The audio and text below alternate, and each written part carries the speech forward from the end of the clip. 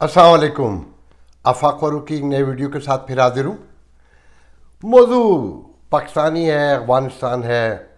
महंगाई के हवाले से कुछ यहाँ का बताऊँगा कि पाकिस्तान में जो शोर है पोजीशन में जाती है।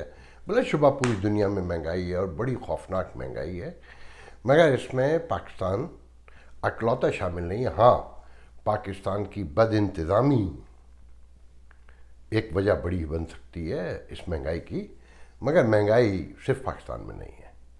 बहरहाल पहला तो देखें वही शोर पड़ा हुआ है शहबाज शरीफ साहब के इंटरव्यू का, और तजिया निगार अपनी अपनी लन तरानियाँ कर रहे हैं।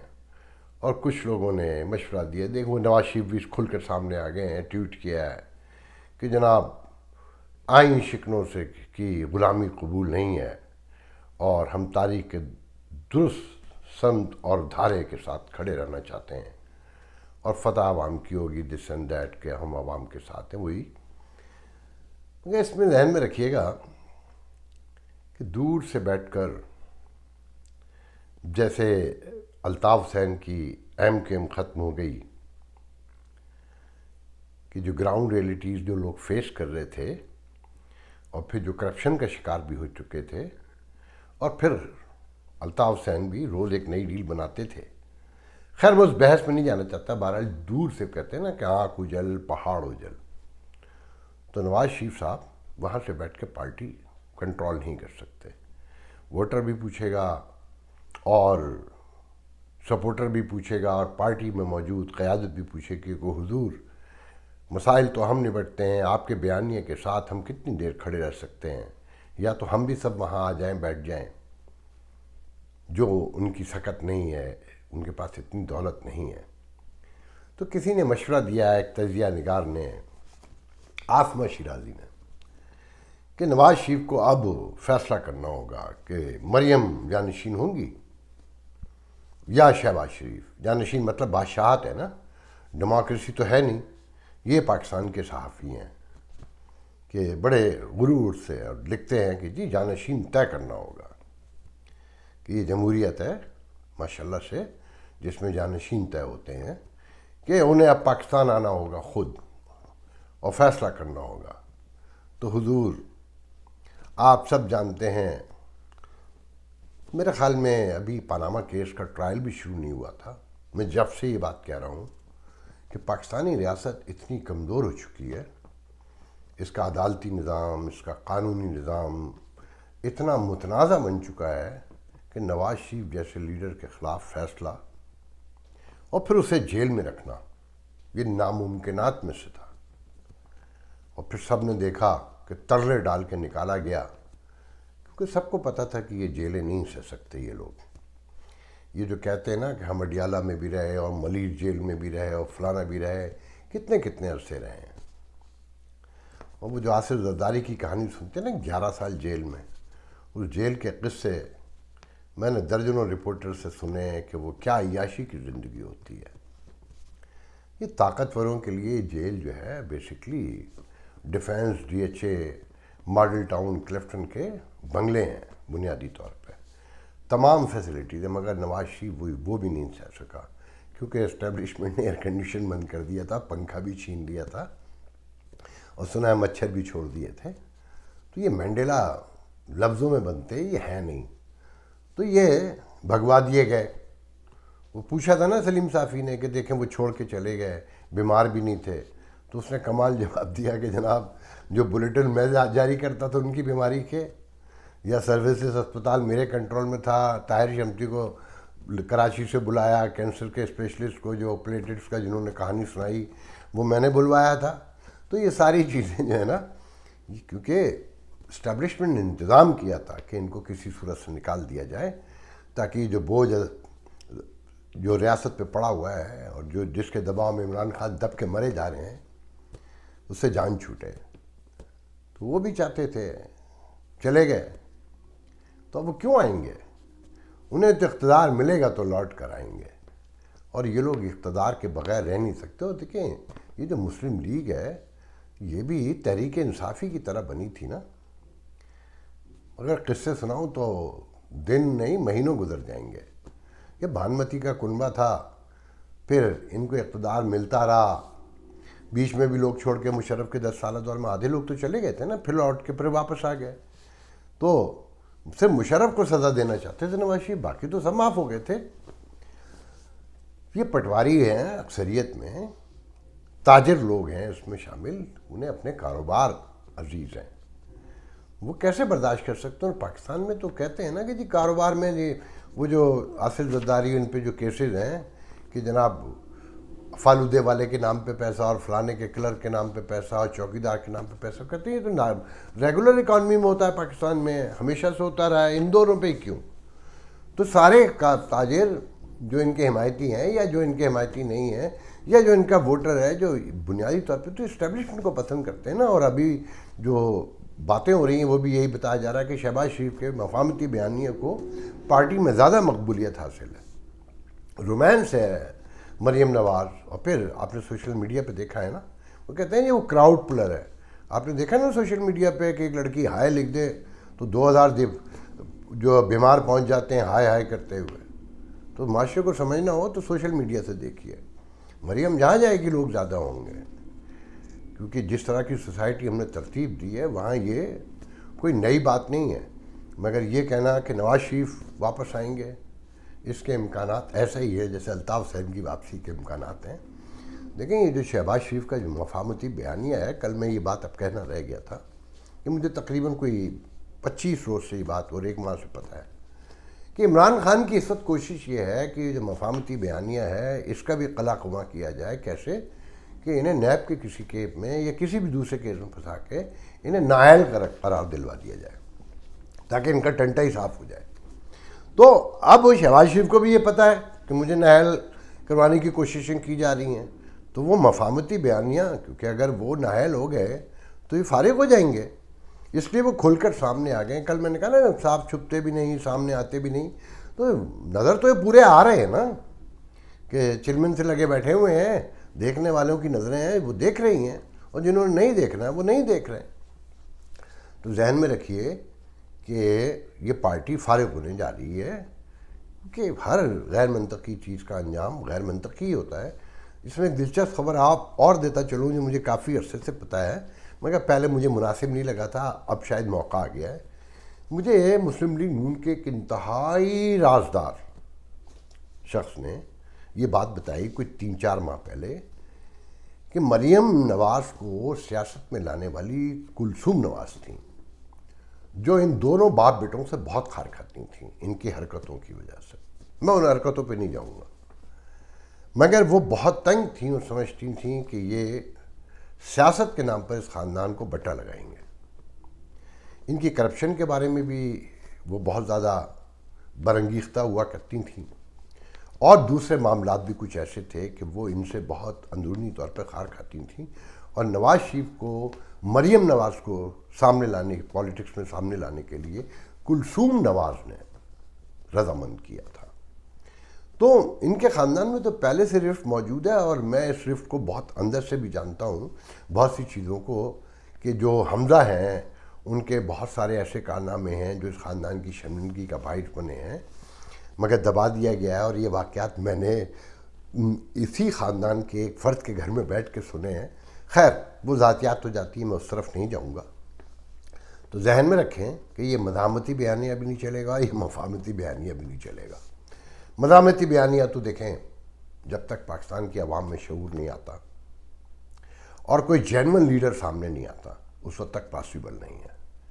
اور نواز شریف اور اس سے تو بالکل ہی نہیں ہے.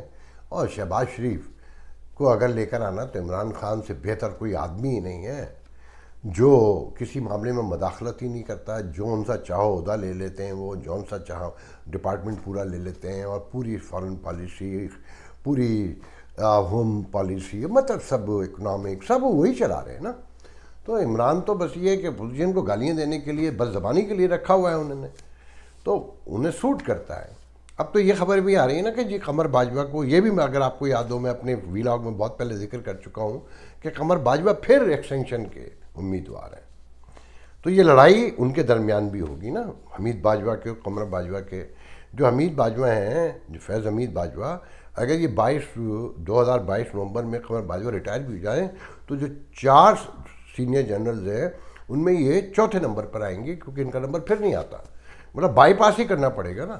اور اگر ان کو ایکسٹینشن مل گئی تو وہ ریٹائر ہو جائیں گے 2-4 سال میں، 2-3 سال کے اندر. ویسے ہی کہتے ہیں 28 جنرل ہیں اس وقت، جن میں سے 18 جو ہیں 2022 میں اپریل مئی جون تک سارے ریٹائر ہو جائیں گے، پھر 10 رہ جائیں گے. ایک لمبی کہانی ہے، اس پہ جانے کی ضرورت نہیں ہے. تو بہرحال اب آتا ہوں میں. دیکھیں دہشت گردی ملک میں کس تیزی سے بڑھ رہی ہے. کل شمالی وزیرستان میں ایک فوجی بھی مارا گیا اور حملے تیزی سے بڑھ رہے ہیں. تو پاکستان میں ایک انسٹیٹیوٹ ہے، Pakistan institute for conflict security studies, اس نے ایک رپورٹ جاری کی. اس میں کہا ہے کہ 2021 کے پہلے 6 ماہ میں ملک میں دہشت گردی گزشتہ سالوں کے مقابلے میں ریکارڈ اضافہ ہوا ہے. اس سال مئی میں اکتوبر 2018 کے بعد دہشت گردی کے سب سے زیادہ تعداد حملے دیکھنے میں آئے، اور یہ حملے تحریک طالبان پاکستان کی جانب سے کیے گئے جب ان کے دھڑے متحد ہوئے. اور یہ حملے متحد ہوئے پاکستان کے، یہ اسٹڈی گروپ کہتا ہے کہ پاکستان کے مختلف گروپوں کے یکجا ہونے کے نتیجے میں تحریک طالبان نے یہ حملے بڑے پیمانے پہ کیے. اور 2021 کے میں بلوچستان میں صرف 48 حملے ہو چکے ہیں، جبکہ 2020 میں اتنے ہی حملے ہوئے تھے پورے سال میں. اس میں 2021 میں 6 ماہ میں اتنے حملے ہو چکے ہیں. اور 2020 کے دسمبر میں یہ شرح 127% تھی. 2021 کے پہلے 6 ماہ میں یہ شرح 220% زیادہ ہے. اور اس سال 2020 کے مقابلے میں 88% لوگ بھی زیادہ مرے ہیں. اور یہ تیزی سے بڑھ رہی ہے دہشت گردی. آپ اس سچویشن میں اندازہ لگا سکتے ہیں کہ ملک کے حالات کس طرف جا رہے ہیں. مگر یہاں تک کہ میں نے بھی بگننگ میں شہباز شریف پہ بات کی کیونکہ ایک انوائرمنٹ بنا دیا گیا ہے. یہ ہے کمال اسٹیبلشمنٹ کا، کیونکہ اتنے زیادہ چاپلوس اور پیسے لے کر بیٹھے ہوئے ہیں صحافی اس کام کو کرنے کے لیے کہ مجھ جیسوں کو بھی پھر مجبوراً بولنا پڑتا ہے کہ بھئی انوائرمنٹ ہے پورا، کہ اگر طوفان آ گیا ہے تو پھر طوفان میں ہی بات ہوگی نا. تو جیسا بھی طوفان آیا ہو. اور اب تو یہ حال ہے کہ پاکستان کے سب سے بڑے اخبار میں کالم یہ چھپ رہے ہیں کہ CDA کے افسر کتنے اچھے ہیں. اور یہ جو پانی آیا تھا یہ تو اللہ کی رحم و کرم، اس کے رحم تھا اور اس کا کرم تھا، یہ عذاب تھا. اور ساتھ میں کہ جتنی کرپشن ہے وہ کہیں آسمانی طور پہ ہوئی، اس میں CDA کے افسران کا اور کسی کا کوئی لینا دینا نہیں تھا. مطلب نالوں پہ مکان بن گئے، نہروں اور تجاوزات سارے جو بڑھ گئے، اس میں CDA کا کوئی قصور نہیں تھا. یہ تو بس کرپشن تھی، مگر کس کی تھی یہ کسی کو نہیں پتا. تو اس طرح کے کالم چھپتے ہیں، اللہ معاف کرے، تو شرم آتی ہے. مگر جب انوائرمنٹ پورا ایسا ہو تو مجھے ایسا کوئی شرم آنی چاہیے اس طرح کی باتیں کرتے ہوئے. اصل بات یہ ہے. اب میں آتا ہوں جی اپنے آخری موضوع کی طرف کہ جناب مہنگائی. پاکستان میں اپوزیشن بھی اس نے ایک اپنا ہوا. میں نے کہا، میں بہت پہلے ایک بات میں نے کی تھی جب عمران خان نے الیکشن جیتا تھا کہ عمران خان صاحب یہ بھانمتی کا کنبہ لے کے حکومت تو بنا لی ہے، مگر آپ کو جس اپوزیشن کا سامنا ہے نا وہ بڑی منظم، متحرک، بڑی چالاک اور بہت تجربے کار ہے. PDM یہ وہ سب ناکام ہو گئے. بظاہر کہتے ہیں نا کہ عمران خان کا اب کوئی مقابلہ نہیں ہے، وہ ہر طرف جا چکا ہے، 2023 میں بھی جیت جائے گا. مگر ایک بات طے ہے کہ دیکھیں اپوزیشن نے مہنگائی کا جن افرید بھوت اتنا بڑا کر دیا ہے کہ عمران خان کو سمجھ نہیں آتی کچھ. مگر دیکھیں ایمانداری کی بات یہ ہے کہ مہنگائی پوری دنیا میں ہوئی ہے، اور خاص کر اس لیے کووڈ میں کووڈ پہ پہلے کہہ دوں کہ سندھ میں 8 اگست تک لاک ڈاؤن لگایا ہے، مگر وہی قربہ پروری، وہی لاقانونیت، وہی تعصب کہ کراچی میں سختی سے عمل ہو رہا ہے، لوگوں کو مارا پیٹا جا رہا ہے، دکانیں زبردستی بند کی جا رہی ہیں. مگر سندھ پورا کھلا ہوا ہے. میں نے ویڈیو دیکھے ہیں، لوگوں سے بات کی، مکمل کھلا ہوا ہے، کیونکہ ووٹ پڑتا ہے پیپلز پارٹی کو وہاں پر. کراچی میں ووٹ نہیں پڑتا. تو مجھے ایک صاحب بتا رہے تھے کہ جی سندھ میں زیادہ زیادہ یہ ہوتا، پولیس والے آتے ہیں 50 100 200 روپے دیے، دکان کھلی ہوئی ہے، ہوٹل بھی کھلے ہوئے ہیں. مگر کراچی میں مار پیٹ ہو رہی ہے. مگر ابھی دیکھیے گا کہ جیسے ہی محرم آئے گا کیونکہ یہ حکومت جو سندھ کی حکومت ہے ایک اسی عقیدے سے تعلق رکھتی ہے نا جو محرم میں سڑکوں پہ نکلتا ہے. سب کچھ کھل جائے گا, عام آدمی کو بند رکھیں گے مگر جلوس نکلے گا محرم کا, چاہے کچھ ہو جائے. بس یہ ذہن میں رکھیے گا.